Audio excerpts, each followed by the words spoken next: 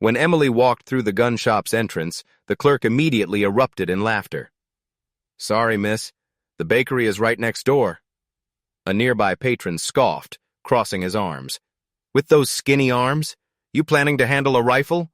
Watch out for those manicured nails." Emily remained silent. She simply stated, "Barrett M82X Phantom Modification, a specialized tactical weapon never released to civilian markets." Her detailed recitation of exact specifications, precise to each millimeter, rendered the entire establishment speechless. There stood Emily, her weathered gray backpack weighing down her frame slightly. Wind-swept brown hair fell loosely around her face, disheveled from the outdoor breeze. She donned a worn windbreaker, creased from years of use, paired with jeans that had clearly seen countless days. Her footwear, scuffed sneakers with fraying shoelaces, completed the picture. To every observer present, she appeared misplaced, someone who'd wandered in accidentally into this upscale firearms establishment where polished weapons gleamed against pristine walls and the atmosphere carried hints of metal and lubricant. This wasn't just any store, it catered to serious collectors with deep pockets and substantial egos. Yet Emily stood unwavering, maintaining steady eye contact, waiting patiently for comprehension to dawn. The shop assistant, a 30-something man sporting a military-style haircut and an apparently permanent smirk, leaned across the display counter. "Sweetie, are you certain you're in the correct establishment? The coffee house is adjacent." His voice projected deliberately, drawing chuckles from two men wearing tactical gear near the weapon displays. One of them, tall with dark sunglasses resting atop his head, whistled mockingly. "What brings you here? Applying for rifle cleaning duties, honey?" The atmosphere grew oppressive with their collective amusement. Emily showed no reaction. She repositioned her backpack to distribute the weight more comfortably and repeated her request. "M82X Phantom Modification 04, sight alignment offset at 0, 416 barrel diameter with LR9 style muzzle brake." Her tone remained conversational, as if reciting mundane grocery items. The clerk's confidence visibly wavered. A woman in an elegant blazer, sporting crimson nail polish, emerged from the gathered crowd. Her lips formed a smile devoid of warmth. She carried herself with the assurance of someone accustomed to commanding every space she entered, her heels creating sharp clicks against the flooring. "Darling, you're charming, but this isn't a children's toy section," she declared, her voice dripping with artificial sweetness. "Perhaps consider something more manageable, like a BB gun." Several onlookers snickered, encouraged by her boldness. Emily's grip on her backpack strap briefly intensified, the sole indication she'd registered the comment. She tilted her head marginally, locking eyes with the woman. "I'm interested in precision sniper systems," she responded, her voice measured and almost gentle. The woman's expression froze, and she retreated half a step, her heels catching slightly on the floor surface. The room held its breath, but Emily offered nothing further, allowing silence to convey her message. An elderly gentleman with a white beard, who had been quietly observing while leaning against a scope display and sipping coffee from a disposable cup, suddenly turned his attention sharply. His eyes narrowed as he spoke in a gravelly voice roughened by years of smoking.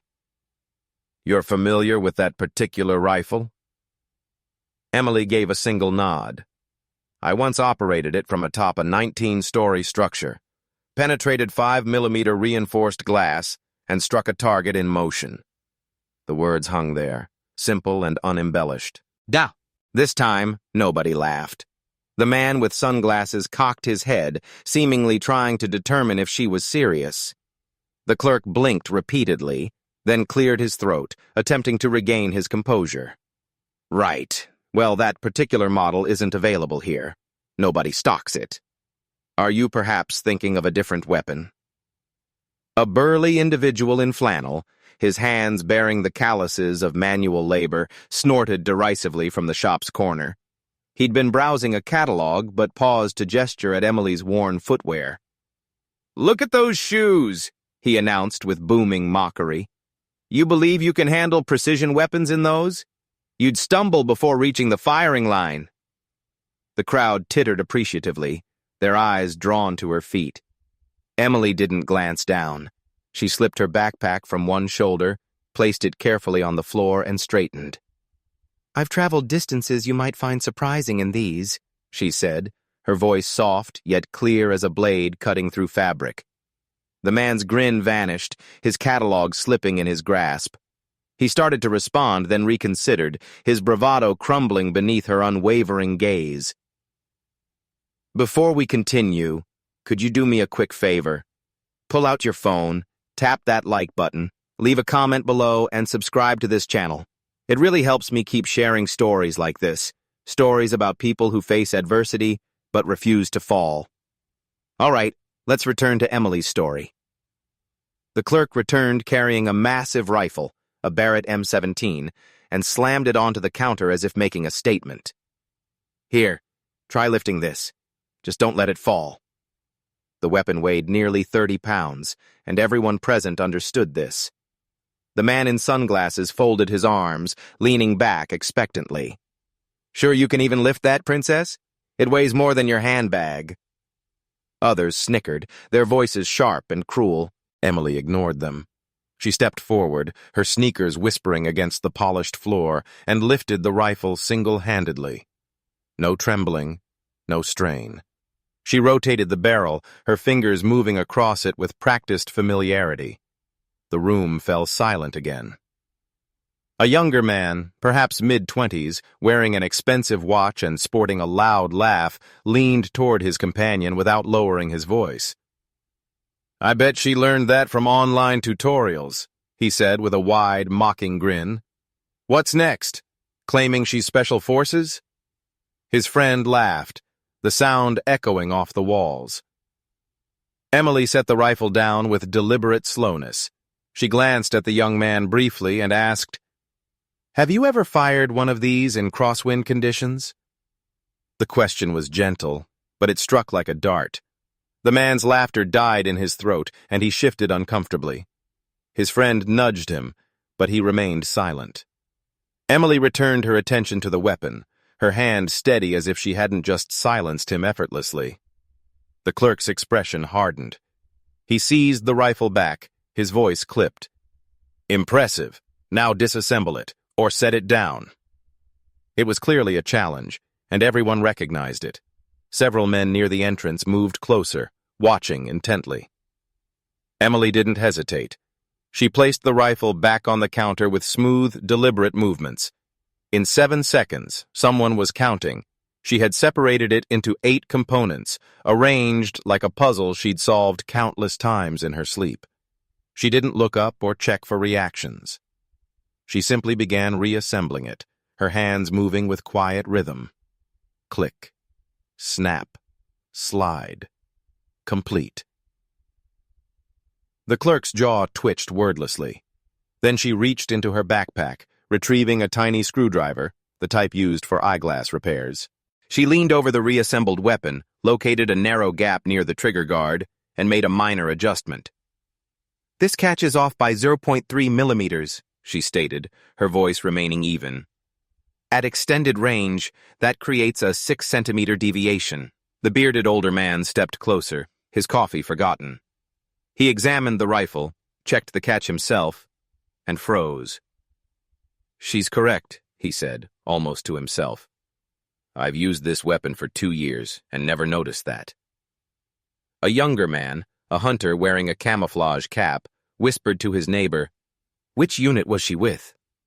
Emily's only response was, "I'm no longer active." It wasn't really an answer, but it ended the inquiry. A woman with a tight ponytail and tactical vest, arms crossed in judgment, spoke from the back. "Nice demonstration," she said, her voice sharp enough to cut. "But anyone can memorize specifications and field strip weapons. That doesn't prove you're not just some civilian playing military dress-up." The crowd murmured agreement, some nodding. Emily paused, her hands resting on the counter. She didn't turn toward the woman, but her fingers tapped once against the metal. "Do you believe I'm pretending?" she asked, her voice low and almost curious. The woman opened her mouth, then closed it, her confidence wavering under Emily's steady gaze. The room felt colder, as if the oxygen had been drawn out. The man in sunglasses wasn't finished, though. He pushed away from the wall, his voice carrying across the space. "Big words. Let's see you shoot, then." The others nodded, their smirks returning. The clerk gestured toward a rear door. "The range is through there. Show us what you can do." They escorted her outside to a dusty range with targets positioned at various distances. The most distant was a quarter-sized coin suspended from string at 200 meters. "Nobody's hit that in 3 years, the clerk said mockingly. A small crowd followed, their boots crunching on gravel. They anticipated her failure. As Emily stepped onto the range, a man in a leather jacket, his face weathered and voice gruff, called out, "Hope you brought your rabbit's foot, kid. You'll need every bit of luck." The crowd laughed, but nervously now, less certain. Emily didn't respond. She knelt to adjust her shoelace with slow, almost meditative movements. The wind intensified, stirring dust around her feet. She stood, pulled on her gloves, and accepted the rifle from the clerk. As she examined the scope, her fingers brushed against a small scratch on the stock, a mark that shouldn't have been there. She paused momentarily, her eyes narrowing. Nobody else noticed, but that scratch held significance for her, something from long ago. Emily took her time. She withdrew worn leather gloves from her bag, cracked but softened by years of use, and put them on. She accepted the rifle, verified the scope, and assumed position. 2 seconds to align the shot. The first shot rang out, and the coins spun, catching sunlight. A murmur rippled through the crowd. She made a slight adjustment, her fingers barely moving. The second shot clipped the coin's edge, breaking off a tiny fragment. The murmur ceased. The third shot split the coin cleanly in half, the pieces fluttering earthward like autumn leaves. Nobody spoke. The clerk's face went blank, his hands buried deep in his pockets. The man in sunglasses looked away, suddenly fascinated by his boots. A middle-aged woman with a clipboard, who had been lingering near the range's perimeter taking notes, dropped her pen. She scrambled to retrieve it, her cheeks flushed, but her eyes remained fixed on Emily. She was a firearms instructor known for harsh critiques, and she'd been doubtful from the beginning. "Beginner's luck," she called out, her voice loud but unsteadied. "Anyone can achieve a fluke shot occasionally." The crowd shifted, some nodding, clinging to her words like salvation. Emily didn't turn. She set the rifle down, her hands steady, and pulled a small cloth from her bag to clean her gloves. "Luck doesn't split coins at 200 meters, she said, her voice quiet but firm, like stating a weather fact. The instructor froze, clutching her clipboard tightly, and the crowd's murmurs died completely. A teenage boy, probably brought by his father, had been recording everything on his phone. He lowered it, his eyes wide, his voice barely audible. "Did you see that?" he whispered to nobody in particular. His father, a burly man in a hunting cap, took the phone and replayed the video, his jaw clenched. "Who is she?" he muttered. Emily didn't hear him. She was already packing, her movements precise, her backpack slung over one shoulder. The boy continued staring as if he'd witnessed a superhero pass by. His father said nothing more, but his hands trembled as he returned the phone. As Emily packed, her sleeve slipped, revealing a faded tattoo on her wrist, V17 with a serpent coiled around a target. The store manager, a stocky man with a buzz cut and clipboard, had been observing from the range's edge. His face went pale. He stepped closer, his voice low. "Your Ghost Viper 17. Emily didn't acknowledge him. She zipped her bag with slow, deliberate movements.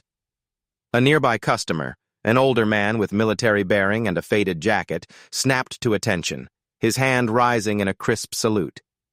Another man, thin and nervous, stepped forward, his voice shaking. "You protected me during Operation Mo." Emily paused briefly, then said, "I didn't protect anyone. I simply aimed and fired." Her voice was quiet, but it carried weight that made the air feel heavier. An older woman in a quilted jacket, standing at the crowd's back, clutched her purse tightly. She'd remained silent throughout, her eyes darting between Emily and the others. Now she stepped forward, her voice sharp with disbelief. "You're telling me you're some kind of war hero dressed like that?" Her words were intended to sting, to rally the crowd back to their earlier mockery.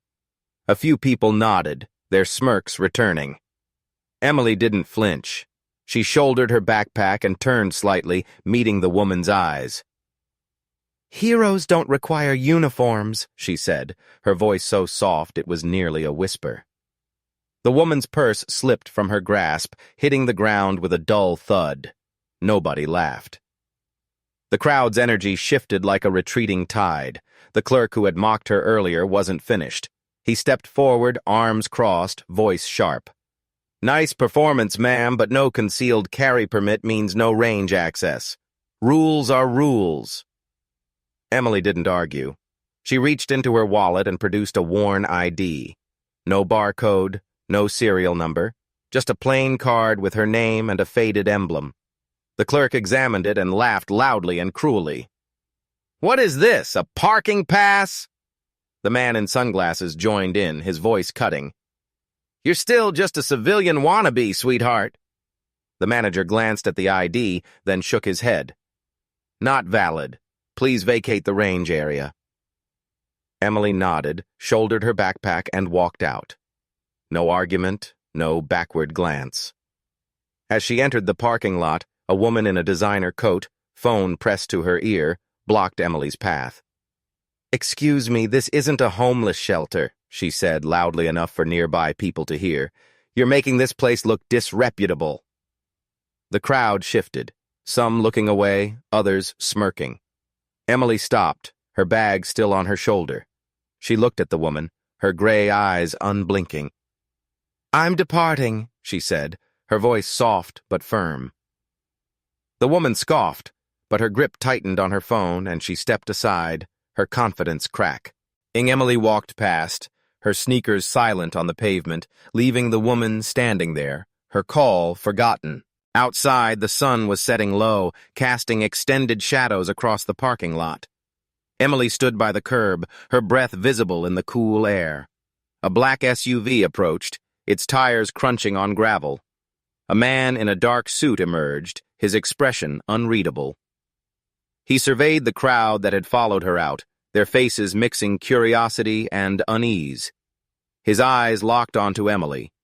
Without speaking, he raised his hand in a formal salute, his posture rigid. "Commander Parker," he said, his voice low but clear. "Your reactivation orders are prepared." The crowd froze. The clerk's face went slack. The man in sunglasses stepped back, his hands suddenly fidgeting. The manager's clipboard slipped from his fingers, hitting the ground with a soft thud. A young woman in the crowd, her arms full of shopping bags, had been watching silently. She dropped one of her bags, a water bottle rolling across the gravel. Her eyes were wide, her voice barely audible. "That's Commander Parker," she whispered to her friend, who nodded, too stunned to speak. The young woman fumbled for her phone, her hands trembling as she began typing, her thumbs moving rapidly. By nightfall, her post about Emily was trending, a blurry photo of the salute attached. "She was right there with us," the post read, "and we didn't even realize." The comments accumulated, thousands of them, from people who'd never met her but felt connected to her story. Emily didn't react. She adjusted her backpack, her movements as calm as ever, and walked toward the SUV. The crowd parted, their eyes following her. Nobody spoke. The air felt charged, like the moment before a storm breaks. The suited man opened the door for her, his posture remaining formal. She climbed in, her sneakers scuffing softly against the running board. The door closed, and the SUV departed, leaving a faint dust cloud in its wake. Inside the shop, the silence lingered, heavy and uncomfortable. A man in a worn denim jacket who'd been hanging back by the entrance watched the SUV disappear. His hands were pocketed, but his fingers fidgeted, betraying his nerves. He'd been a regular customer for years, always boasting about his marksmanship. Now he stood frozen, his eyes fixed on where Emily had stood. He'd laughed earlier, joined the others, but now his throat felt constricted. "We cannot align with such behavior," the PR email stated. She tried posting a defense online, but it only worsened matters. Her followers dwindled, and her glossy nails suddenly seemed insignificant. She stopped frequenting the shop, her heels no longer clicking on the floor. The manager who had dismissed her ID received a call from corporate the next day. It wasn't lengthy, but it was enough to make him perspire. The store's reputation suffered. People on forums discussed how they had treated Emily, how they had laughed at a ghost viper. Several major clients canceled orders, saying they didn't trust an establishment that couldn't recognize genuine skill when it walked through their door. The manager kept his job but became quieter afterward, his clipboard always tucked under his arm like armor. The older man with the white beard, who had asked her about the rifle, went home that night and retrieved an old photograph from a closet box. It showed him, younger, standing beside a sniper rifle in some desert location. He studied it for a long time, his fingers tracing the edge. He'd known someone like Emily once, someone who spoke little but carried invisible weight. He posted about her on a veterans forum, not using her name, just describing what he'd witnessed. "She's authentic," he wrote. "And we were too foolish to recognize it." The teenage boy who had filmed her kept the video on his phone, watching repeatedly. He showed it to his mother, who teared up seeing Emily's shot split the coin. "That's what real strength looks like," she told him quietly. The boy nodded, his eyes still on the screen. He didn't know Emily's story, but he felt its weight in his chest. He uploaded the video to his own account with a caption that simply said, "Respect." It received thousands of views, and he read every comment, feeling proud for reasons he couldn't fully explain. Emily knew nothing of this. She was already gone, the SUV carrying her wherever her reactivation orders led. She didn't look back at the shop, didn't check her phone for videos or posts. She didn't need to. Her life had always been about moving forward, one step at a time, regardless of what anyone said. Back in the shop, the atmosphere remained heavy, as if her presence hadn't fully dissipated. The customers who stayed behind spoke little. They just stood there, staring at where she'd been. The nervous man who had mentioned Operation Mo returned to his car and sat for a while, gripping the steering wheel. He hadn't seen her in years, but he remembered that night. Gunfire, chaos, and a single shot that had saved his team. He hadn't known her name then, just the call sign. Ghost Viper 17. He drove home, his mind replaying her shot at the range, how the coin had split in two. He didn't tell anyone what he'd witnessed. Some things you simply carry. The hunter in the camo cap, who had whispered about her unit, went online that night and searched for Ghost Viper. He found little, just rumors, old forum posts about a unit that didn't officially exist. But he discovered one thread buried deep where someone had written about a sniper who could hit a moving target through glass from 19 stories up. He bookmarked it, then closed his laptop. He didn't return to the shop for a while. It didn't feel the same anymore. The woman with the tight ponytail, who had called Emily a wannabe, remained by the range after Emily left, arms still crossed. She didn't join the crowd outside or follow to see the SUV. Instead, she returned to the shop and purchased a scope she didn't need, her hands shaking as she handed over her card. She'd been so confident, so quick to judge. Now she couldn't stop thinking about Emily's question. "Do you believe I'm pretending?" It echoed in her head, making her feel diminished. She didn't tell anyone about it, but she stopped wearing her tactical vest after that day. Emily's backpack, which she had carried into the shop, contained a small patch sewn inside, hidden from view. It was a faded emblem, the same one on her ID that nobody had recognized. She had sewn it there herself years ago after her final mission. It wasn't for others to see, just a reminder, something to carry with her. She didn't discuss her past or wear it like a badge, but it was there in how she moved, how she held a rifle, how she looked at someone who thought they could diminish her. The store remained quiet for days after her departure. Customers came and went, but the energy was different. People spoke in hushed tones, glanced at the counter where she'd stood. The clerk who replaced the fired one was careful not to joke too much. The manager stopped carrying his clipboard everywhere. The man with the white beard returned once, ordered a scope, and left without saying much. He didn't need to. He'd seen enough. Somewhere miles away, Emily sat in the SUV's back seat, her bag beside her. The suited man didn't speak much, just handed her a folder with some papers inside. She didn't open it immediately.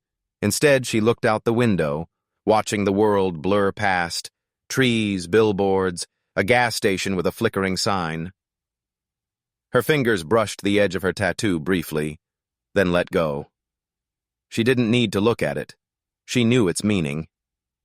The shop would never be the same. Neither would the people who had been there.